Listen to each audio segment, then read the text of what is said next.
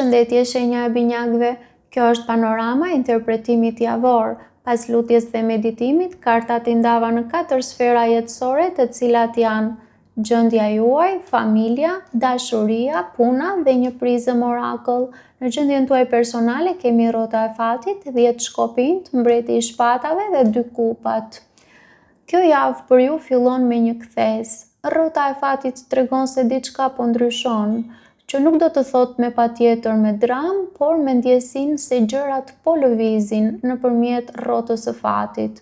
Mund të jetë një situatë që ka kohë që zvarritet dhe tani merr drejtim, por ndërkohë ju ndiheni të lodhur me 10 shkopinjt, sepse 10 shkopinjt tregojnë barr, përgjegjësi, mbi ngarkesë. Ju po mbani shumë, ndoshta emocione që nuk I shprehni, ndoshta detyra që I merrni përsipër sepse ju I bëni më mirë. Më pas kemi mbretin e shpatave. Kjo është energjia juaj më e lartë. Kjo javë ju kërkon të mendoni qartë, të vendosni kufi, të mos reagoni emocionalisht, por në mënyrë strategjike. Ju keni fuqinë ta shihni situatën më mirë se të tjerët, duke vendosur logjikën para ndjenjave. Dhe në fund kemi 2 kupat, një lidhje e rëndësishme, mund të jetë një partner, mik, ose dikush që ju kupton vërtet. Mes gjithë kësaj lodhje, është një energji bashkimi që ju stabilizon. Kartat këshillojnë mos mbani çdo barr vetëm, flisni qartë për atë që ndjeni, zgjidhni partneritetin, jo izolimin. Ju nuk jeni të detyruar të jeni të fortë gjatë gjithë kohës. Kalojmë tek familja.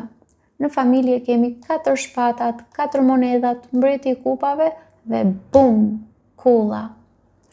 Në familje ka një energji të shtypur.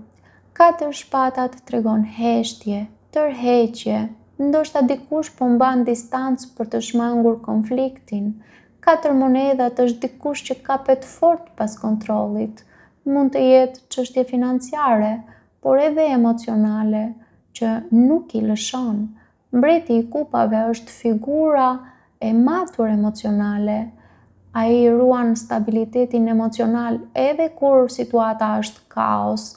Pra këtu ju kërkohet të jeni personi I qetë, ai që menaxhon situatën me ndjeshmëri, jo me reagim. Por kulla paralajmëron se diçka mund të shembet.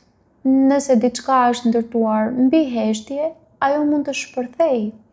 Një e vërtet mund të dalë, një debat mund të ndodhë, por jo gjithmonë kulla është negative. Ajo rrëzon atë që nuk është e qëndrueshme. Kartat këshillojnë të mos shtyni bisedat e vështira, të mos mbani emocione të ndrydhura. Ju duhet të jeni të sinqertë, por jo agresiv. Një çarje tani mund të sjellë stabilitet më vonë.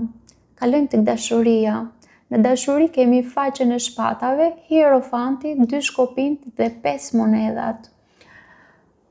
Faqa e shpatave tregon mendime, mesazhe, kuriozitet, ndoshta kontrollim rrjetesh sociale, të cilat I bëni ju ndaj dikujt, ose dikush I bën ndaj jush. Pra ju kontrollon nëpër rrjete sociale, ose pyet njerëz, ose miq të përbashkët, njerëz të përbashkët që I njihni.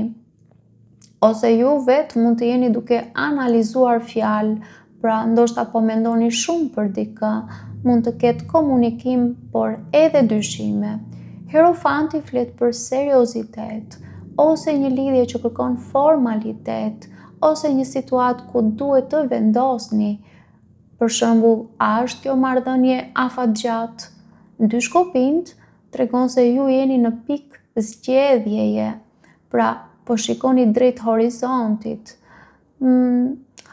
A qëndroni aty ku jeni apo kërkoni diçka tjetër? Më pas kemi 5 monedhat. Kjo është karta e ndjenjës së mungesës. Mund të ndiheni emocionalisht të lënë jashtë, ose partneri mund të ndihet kështu ndaj jush ose me ju. Dhe këtu ka frikë nga braktisja, nga mos vlerësimi, mund të ketë distancë emocionale. Nëse jeni në lidhje, ka nevojë për komunikim.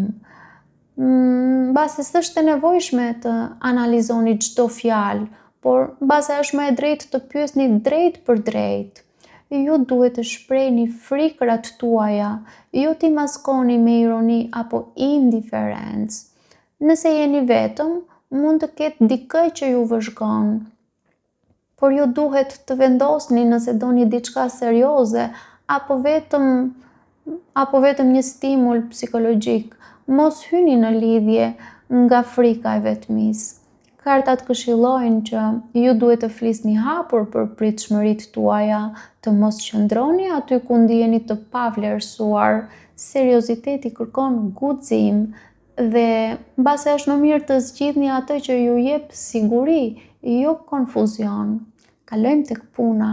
Në punë kemi perandorin, vdekja, kalorësi i monedhave dhe 8 kupat. Në punë ka transformim serioz. Perandori tregon autoritet, strukturë dhe përgjegjësi. Mund të keni rol drejtues ose të përballeni me një figurë autoritare.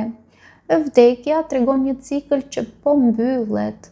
Mund të jetë një projekt, mund të jetë një mënyrë pune, apo edhe dëshirë për të ndryshuar drejtim. Kalorësi i monedhave tregon hapa të qëndrueshëm. Unë do të thoja mos prisni ndryshim të menjëhershëm, por planifikoni. 8 kupat flet për një modalitet që është emocionalisht duket sikur po distancoheni nga diçka që nuk ju përmbush më.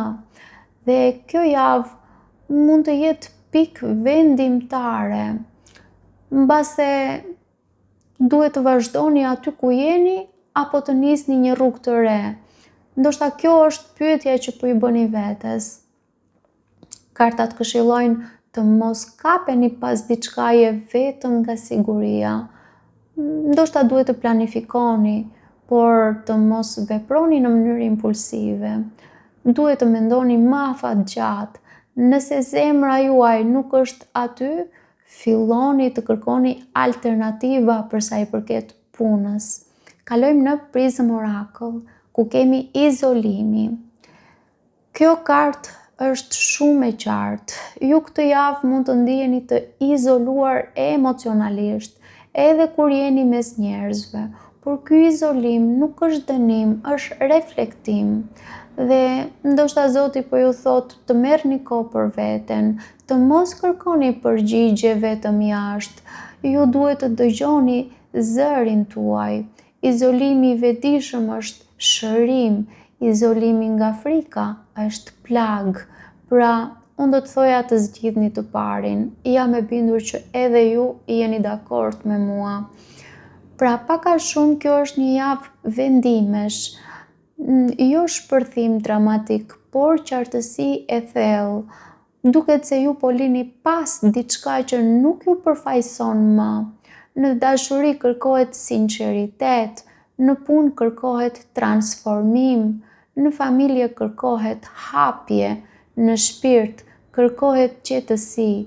Dhe mbi të gjitha, unë mendoj se ju duhet të zgjidhni atë që ju jep paqe, jo vetëm stimul. Paçim!